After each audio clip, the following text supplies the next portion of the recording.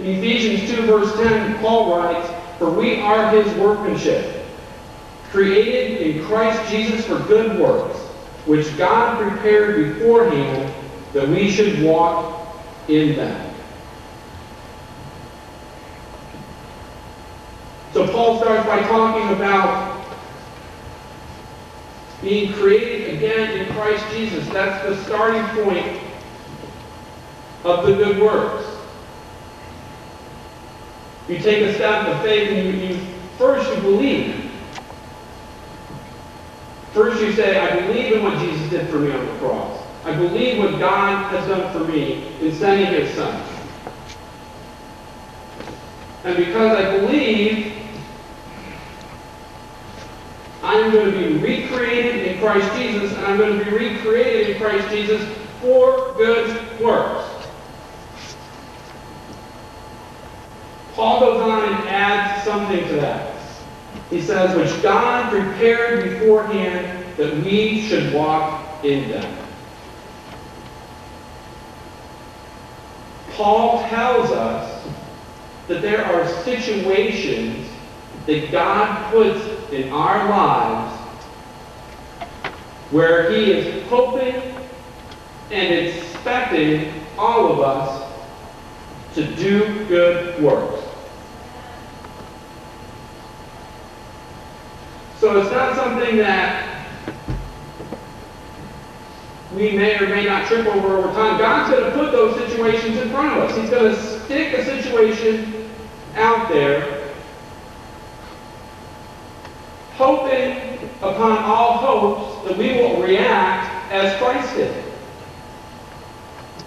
And it could be, going back to the video, it could be just as simple as the server at the restaurant.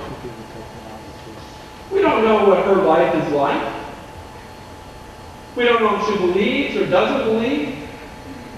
We don't know what the 10,000 people that have sat at that table before us have done to her. It shouldn't matter.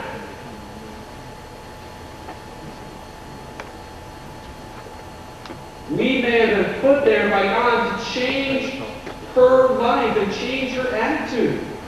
If she's seen nothing but irate and miserable customers for a day, a week, a month, how refreshing would it be if someone sat down and reflect the patience and the good works of Christ to her for 30 minutes while they're at her table?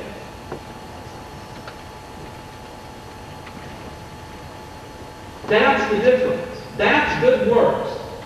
That's what God and Jesus are calling and asking and expecting us to do as believers. So it could be a situation that God put right there. For that family walking into that restaurant, not knowing who she was, it could have been a situation where God says, minister to her. Show her Christ. Show her how Jesus walked on this earth. So not only are we saved to go forward and to do good works, but God also puts situations before us with the hope and the prayer that we will respond according to Christ and according to the way that Christ walked on this earth. So we've taken a look at faith without deeds. And James is challenging us to do the good work that God has put in front of us in our lives.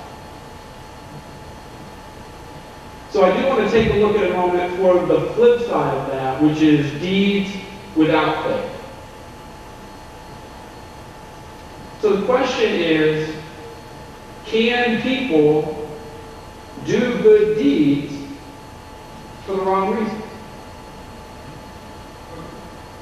Can they do good deeds with the hope and the intention of something bad happening, or the intention of drawing you away from Christ, or drawing you away from your faith in the end? Jesus' parable of a tree and its fruit bears that out. It warns us that there are those that will try. But thankfully, Jesus tells us that we are able to discern and determine if we're paying enough attention. To discern and determine when the fruit is bad, and when the tree is bad, and when the situation is bad, and when we need to turn away from it, even though it may look good on the surface. So I'm going to read from Matthew chapter 7. I'm going to start with verse 15. It says, "Watch out for false prophets.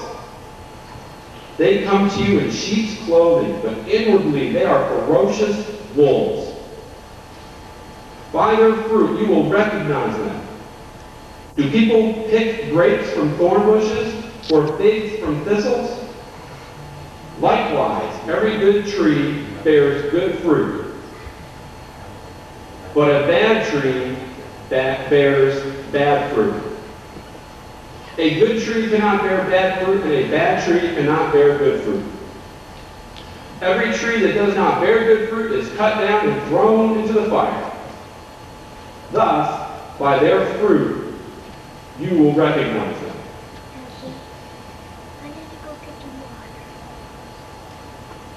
So Jesus talks about people are going to come wolves in sheep's clothing. They're going to come forward and they're going to try through what seems like good works to draw you away from your faith in Jesus. They're going to try to pull you away from an understanding of what God has done for you in your life. They're going to try to pull you away, but they may disguise it in something that is good. In Mark chapter 7, Jesus defined the bad fruit when he listed some of the fruits of those things that make us unclean. He says, "What comes out of a man is what makes him unclean. For from within, out of men's hearts come evil thoughts, sexual immorality, theft, murder, adultery, greed, malice, deceit, lewdness, envy, slander, arrogance, and folly. All these evils come from inside and make a man unclean." So that's just a starting list that Jesus put out in Mark about things, bad fruit, what I want to call it. Things that you can look at and you can use as a way to discern whether or not someone is doing a good thing for good fruit, or it's really a bad tree doing bad fruit and it's just disguised. Because it could pull you to this list, it could pull you to any one of 100 other things that aren't of God, that aren't in this list.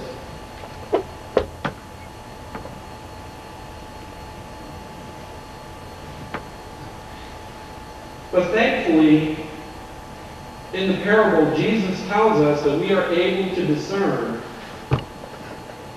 good fruit and bad fruit.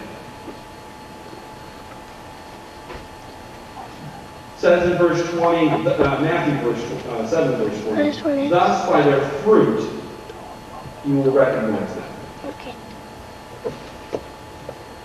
So if you're paying enough attention, if you're listening to what God has to share with you, if you're living and walking in His Spirit, then you'll be able to discern bad fruit. Because you can't do good things for bad reasons. The result is going to be bad and bad. That's what Jesus says in the parable, and He gives us hope by telling us we can discern.